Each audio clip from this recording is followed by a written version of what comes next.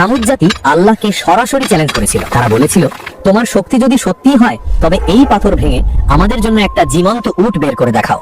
আর তখনই ঘটে গেল ইতিহাসের সবচেয়ে ভয়ঙ্কর অলৌকিক ঘটনা। এক টুকরো পাহাড় নিজে নিজে ফেটে গেল, আর তার ভেতর থেকে বের হয়ে এলো বিশাল শরীরের এক আল্লাহর নিদর্শন, আল্লাহর পাঠানো অলৌকিক উটনি। সবাই দেখলো, কিন্তু তবুও তারা তা অমান্য করলো, আর অমান্যের সেই দুঃসাহসী ডেকে আনলো তাদের চরম পরিণতি। তাহলে কিভাবে এক অলৌকিক উটনি তাদের ধ্বংসের কারণ হয়ে উঠেছিল?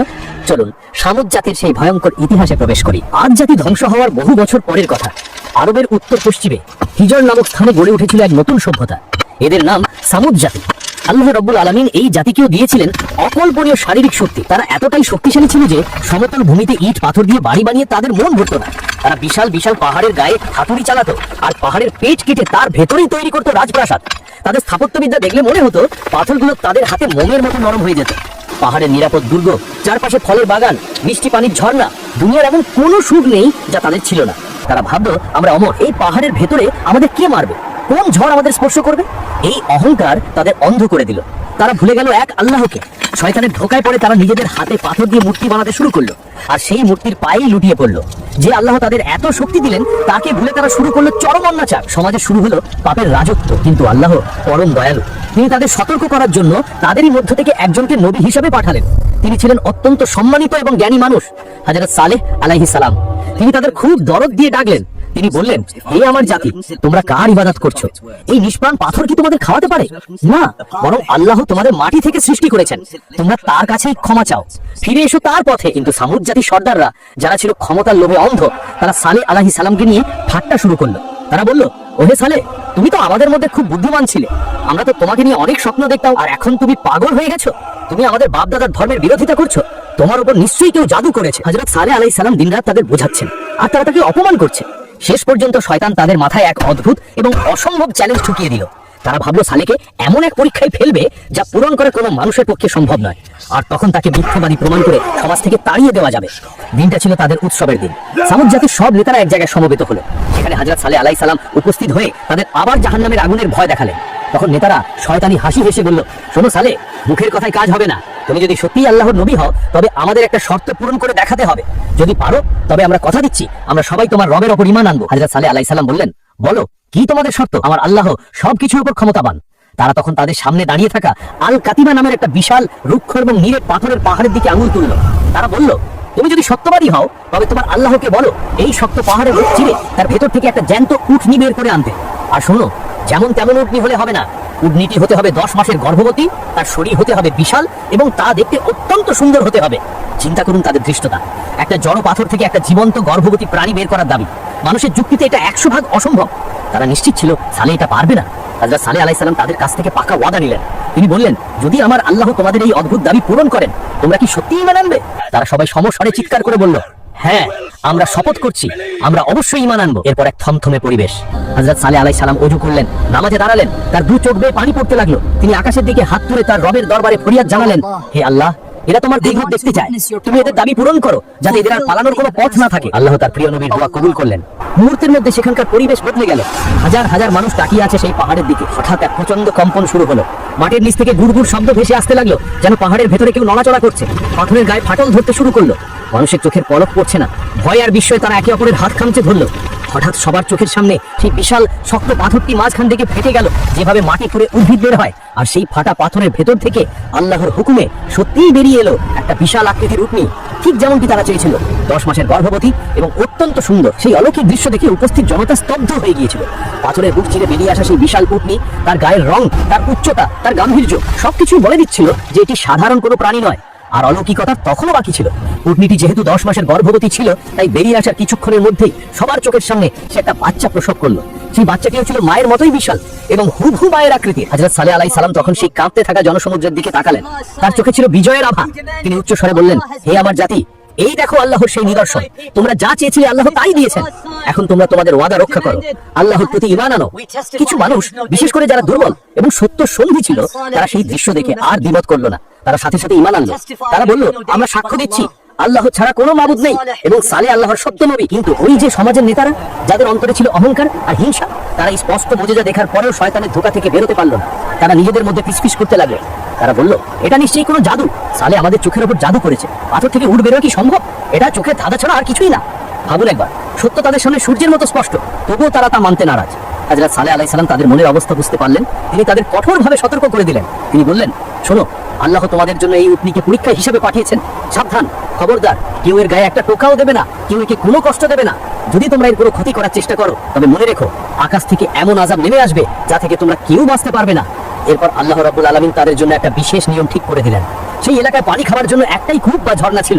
আল্লাহ সালেহ আলাইহিস সালামের মাধ্যমে জানিয়ে দিলেন, পানির ভাগ হবে পর্যায়ক্রমে। একদিন এই বিশাল উটনী পানি পান করবে, আর সেই দিন তোমরা বা তোমাদের কোনো পশু পানি নিতে পারবে না। আর পরের দিন তোমরা সবাই পানি নেবে, সেই দিন উটনী পানি খাবে না। কি অদ্ভুত পরীক্ষা! যেদিন উটনী পানি খেত, সে একাই পুরো ঝর্ণার পানি শেষ করে ফেলতো। একটা ফোঁটা পানিও বাকি থাকতো না। সামুদ জাতির লোকেরা অবাক হয়ে তাকিয়ে দেখতো। কিন্তু আল্লাহর রহমত দেখুন, বিনিময়ে সেই উটনী তাদের কি দিত। যেদিন সে পানি খেত, সেদিন সন্ধ্যায় সে তার 2 পা ফাঁক করে দাঁড়িয়ে যেত, আর সামুদ জাতির হাজার হাজার মানুষ এসে সেই উটনির দুধ দহন করত। তাফসীরের কিতাবে এসেছে, সেই উটনী এতটাই বরকতময় ছিল যে তার ওলান থেকে এত দুধ বের হতো যে পুরো শহরের সব মানুষ খেয়ে পাত্র ভরে জমা করে রাখতো, তবুও দুধ শেষ হতো না। এইভাবেই দিন কাটতে লাগলো। উটনীটি আল্লাহর নিদর্শন হয়ে সেই জনপদে চড়ে বেড়াতো। সে যখন কোনো সরু রাস্তা দিয়ে যেত, মানুষ ভয়ে রাস্তা ছেড়ে দিত। সে যখন কোনো পাহাড়ের পাশ দিয়ে হাঁটতো, অন্য গবাদি পশুরা ভয়ে পালিয়ে যেত। এই দৃশ্য সামুদ জাতির অহংকারী নেতাদের সহ্য হলো না। তাদের মনে হলো, এই উটনী তাদের পরাজয়ের প্রতীক। যতদিন এই উটনী বেঁচে থাকবে, ততদিন তাদের মাথা নত করে থাকতে হবে, ততদিন তাদের সালেহের কথা মেনে চলতে হবে। তাদের অন্তরে হিংসার আগুন জ্বলে উঠলো। তারা গোপনে মিটিং করলো। শয়তান তাদের কুমন্ত্রণা দিল, তোমরা কি সারা জীবন এই উটের গোলামি করবে? একদিন পানি খাবে আর একদিন পিপাসায় থাকবে। চলো একে দুনিয়া থেকে সরিয়ে দিই, উটও থাকবে না, আর সালের জারি জড়িও শেষ হয়ে যাবে। শহরের এক প্রান্তে বাস করত 2 অত্যন্ত খারাপ নারী। একজনের নাম ছিল সাদুক, আরেকজনের নাম উনাইজা। তারা ছিল ধনী এবং সুন্দরী, কিন্তু ইসলামের ঘোর শত্রু। তারা ঘোষণা দিল, যে পুরুষ এই উটনীকে হত্যা করতে পারবে, আমরা আমাদের নিজেদের এবং আমাদের সব সম্পদ তাকে দিয়ে দেব। এই লোভে পড়ে এবং নেতাদের উস্কানিতে শহরের 9 জন কুখ্যাত তন্ত্রী একজোট হলো। কোরআনে এদের কথা উল্লেখ করে আল্লাহ বলেছেন, সেই শহরে ছিল 9 জন ব্যক্তি, যারা পৃথিবীতে ফাসাদ বা দাঙ্গা হাঙ্গামা সৃষ্টি করত এবং কোনো ভালো কাজ করত না। এই 9 জনের নেতা ছিল কুদার বিন সালিফ। সে ছিল লাল গায়ের রঙের, নীল চোখের এবং অত্যন্ত নিষ্ঠুর প্রকৃতির এক লোক। তাকে বলা হয় ইতিহাসের অন্যতম হতভাগ্য ব্যক্তি। তারা গভীর রাতে এক গোপন গুহায় বসে পরিকল্পনা করলো। তারা ঠিক করলো, কাল যখন উটনী পানি খেয়ে ফিরবে, তখন পাহাড়ের চিপায় লুকিয়ে থেকে তার উপর হামলা করবে। পরদিন সূর্য তখনও ঠিক মতো ওঠেনি, বাতাস ছিল থমথমে। উটনীটি তার বাচ্চাকে নিয়ে পানি খেয়ে হেলতে দুলতে ফিরে আসছিল। সে জানতো না যে মানুষের উপকারের জন্য সে দুধ দেয়, সেই মানুষই আজ হাতে তলোয়ার নিয়ে তার রক্ত ঝরানোর জন্য অপেক্ষা করছে। রাস্তার এক বাঁকে, যেখানে পাহাড়ের আড়াল ছিল, সেখানে লুকিয়ে ছিল সেই 9 জন ঘাতক। যেই উটনীটি তাদের কাছাকাছি এলো, হঠাৎ একজন তার দিকে তীর ছুড়লো। তীরটি উটনীর পায়ে বিঁধলো। যন্ত্রণায় উটনীটি চিৎকার করে উঠলো। সে পালানোর চেষ্টা করলো, কিন্তু তখনই সেই দলের সর্দার নিষ্ঠুর কুদার বিন সালিফ তলোয়ার নিয়ে লাফিয়ে পড়লো। সে উটনীর পেছনের পায়ের রগ বা পেশি তলোয়ারের এক কোপে কেটে ফেললো। বিশাল শরীরে সেই উটনীটি ধড়াস করে মাটিতে পড়ে গেল। তার আর্তনাদে আকাশ বাতাস কেঁপে উঠল। এরপর বাকি সন্ত্রাসীরা পঙ্গপালের মতো তার উপর ঝাঁপিয়ে পড়ল। একের পর এক তলোয়ারের আঘাতে আল্লাহর সেই পবিত্র নিদর্শন, সেই মাসুম প্রাণীটিকে তারা নির্মমভাবে জবাই করে ফেলল। রক্তে ভেসে গেল সেই পাহাড়ের মাটি। আর সেই দৃশ্য দেখে উটনীর ছোট বাচ্চাটি ভয়ে চিৎকার করতে করতে পাহাড়ের উপর উঠে গেল। তাফসীর কারকগণ বলেন, বাচ্চাটি পাহাড়ের চূড়ায় উঠে আকাশের দিকে মুখ করে 3 বার চিৎকার করেছিল, যেন সে তার রবের কাছে নালিশ জানাচ্ছিল, হে আল্লাহ, ওরা আমার মাকে মেরে ফেলেছে। এই জঘন্য কাজটি করার পর তাদের ভয় পাওয়ার কথা ছিল, কিন্তু না, তাদের স্পর্ধা দেখুন। তারা উটনীর মাংস কেটে ভাগ করে নিল। তারপর হাসতে হাসতে হযরত সালেহ আলাইহিস সালামের কাছে এলো। তাদের হাতে তখন রক্তের দাগ। তারা সালেহ আলাইহিস সালামকে ব্যঙ্গ করে বলল, ওহে সালেহ, তুমি তো বলেছিলে এই উটকে মারলে আযাব আসবে। এই দেখো, আমরা একে মেরে ফেলেছি। কই তোমার আযাব? কই তোমার সেই ওয়াদা? তুমি যদি সত্য নবী হও, তবে নিয়ে আসো সেই ধ্বংস। আমরা এখানে দাঁড়িয়ে আছি। হযরত সালেহ আলাইহিস সালাম যখন সেই মৃত উটনীর ছিন্ন ভিন্ন দেহ দেখলেন, তার বুক ফেটে কান্না এলো। তিনি বুঝতে পারলেন, এরা তাদের নিজেদের ধ্বংসের পরোয়ানায় সই করে দিয়েছে। তিনি তাদের দিকে তাকিয়ে অত্যন্ত ভারী কণ্ঠে শেষবারের মতো একটি সতর্ক বার্তা দিলেন। তিনি বললেন, তোমরা আল্লাহর সীমা লঙ্ঘন করেছো। ঠিক আছে, তোমরা যখন আযাব চেয়ে নিয়েছো, তবে শুনে রাখো, তোমাদের হাতে আর মাত্র 3 দিন সময় আছে। নিজেদের ঘরে ভোগ বিলাস করে নাও। 3 দিন পর আল্লাহর ওয়াদা সত্য হয়ে তোমাদের সামনে হাজির হবে, আর আল্লাহর ওয়াদা কখনো মিথ্যা হয় না। হযরত সালেহ আলাইহিস সালামের সেই 3 দিনের আলটিমেটাম শোনার পর সামুদ জাতির নেতারা অট্টহাসিতে ফেটে পড়ল। তারা বলল, 3 দিন?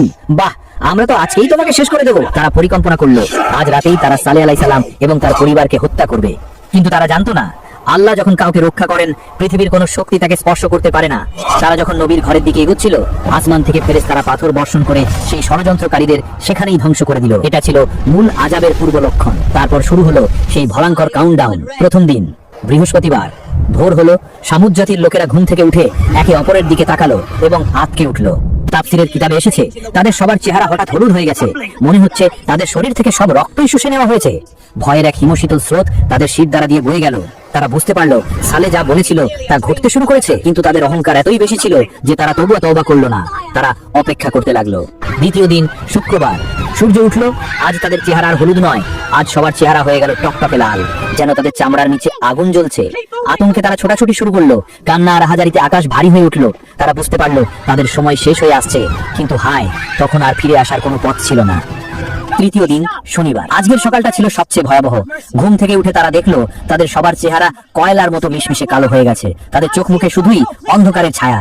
তারা নিশ্চিত হয়ে গেল যে আজ আর মাত্র কয়েক ঘন্টা বাকি। তারা এতটাই হতাশ হয়ে পড়লো যে তারা নিজেরাই নিজেদের কবর খুঁড়তে শুরু করলো। কেউ কেউ কাফন পরে মৃত্যুর জন্য অপেক্ষা করতে লাগলো। পুরো শহরে নেমে এলো এক ভুতুড়ে নিস্তব্ধতা। কোনো হাসি নেই, কোনো গান নেই, শুধু মৃত্যুর প্রহর গোনার শব্দ। এদিকে আল্লাহ রাব্বুল আলামিন হযরত সালেহ আলাইহিস সালামকে নির্দেশ দিলেন, হে সালেহ, তুমি তোমার ঈমানদার সঙ্গীদের নিয়ে দ্রুত এই জনপদ ত্যাগ করো। ভোরের আলো ফোটার আগেই এই অভিশপ্ত এলাকা ছেড়ে চলে যাও। হযরত সালেহ আলাইহিস সালাম তার সামান্য কিছু সঙ্গী নিয়ে চোখের পানি ফেলতে ফেলতে তার জন্মভূমি, তার নিজের শহর ছেড়ে চলে গেলেন। তিনি পেছনের দিকে তাকালেন না, কারণ সেখানে আল্লাহর গজব নেমে আসার অপেক্ষা। চতুর্থ দিন রবিবার সকাল, সামুদ জাতির লোকেরা সূর্যের অপেক্ষা করছিল। সূর্য উদিত হলো, চারিদিক একদম শান্ত। তারা ভাবতে শুরু করলো হয়তো আযাব আসবে না, হয়তো আমরা বেঁচে গেছি। ঠিক সেই মুহূর্তে যখন তারা স্বস্তির নিঃশ্বাস ফেলতে যাবে, ঠিক সেই মুহূর্তেই মহাকাশ থেকে নেমে এলো সেই চূড়ান্ত মুহূর্ত। আল্লাহর নির্দেশে আসমানের ফেরেশতা হযরত জিবরাইল আলাইহিস সালাম দুই দরজার চৌকাঠ ধরে এক বিকট হুঙ্কার দিলেন। সেই আওয়াজ কোনো সাধারণ চিৎকার ছিল না, সেটা ছিল এমন এক ভয়ঙ্কর শব্দ যা মানুষের কানের পর্দা ছিঁড়ে সোজা তাদের কলিজার ভেতরে আঘাত করলো। একই সময় মাটির নিচ থেকে শুরু হলো প্রচন্ড ভূমিকম্প। ভাবুন সেই দৃশ্যটা, উপর থেকে কলিজা ফাটানো আওয়াজ আর নিচ থেকে মাটি ফেটে যাওয়ার কম্পন। তাদের সেই গর্বের পাহাড় কাটা প্রাসাদগুলো ভেঙে পড়তে লাগলো। তারা পালানোর চেষ্টা করলো, কিন্তু পারলো না। সেই আওয়াজের তীব্রতায় তাদের সবার হৃৎপিণ্ড বুকের ভেতরেই বিস্ফোরিত হয়ে গেল। কারো মুখ দিয়ে একটা শব্দও বের হলো না। তারা যে যেখানে ছিল, কেউ বসে, কেউ দাঁড়িয়ে, কেউ শুয়ে, ঠিক সেই অবস্থায় তাদের মৃত্যু হলো। তাদের হাঁটু গেড়ে উপুর হয়ে পড়ে থাকার দৃশ্য দেখে মনে হচ্ছিল যেন তারা কোনোদিন এই পৃথিবীতে বেঁচে ছিল না। মুহূর্তে একটা পুরো জাতি যারা নিজেদের অমর ভাবত, তারা শুকনো খড়কুটোর মতো ধ্বংস হয়ে গেল। আজ সৌদি আরবের মাদায়েন সালে এলাকায় গেলে এখনো সেই পাহাড় কাটা ঘরবাড়িগুলো দাঁড়িয়ে আছে, কিন্তু ভেতরে কেউ নেই। বাতাস সেখানে হু হু করে কাঁদে। আল্লাহ নিদর্শন রেখে দিয়েছেন কিয়ামত পর্যন্ত আসা মানুষের জন্য। এই ঘটনা আমাদের শেখায়, শক্তি, টাকা বা ক্ষমতা থাকলেও আল্লাহর ধরা থেকে বাঁচা যায় না। সামুদ জাতি মুতনিকে হত্যা করে ভেবেছিল তারা জিতে গেছে, কিন্তু আল্লাহর এক আওয়াজেই তারা ইতিহাসের আস্থা করে নিক্ষিপ্ত হয়েছে। তাই আসুন আমরা আমাদের গুনার জন্য আল্লাহর কাছে তওবা করি, আল্লাহর দেওয়া সীমার ভেতরে থাকি, কারণ মৃত্যু কখন কোন দিক থেকে আসবে তা কেউ জানে না। আল্লাহ আমাদের সবাইকে সামুদ জাতির মতো পরিণতি থেকে রক্ষা করুন, আমিন।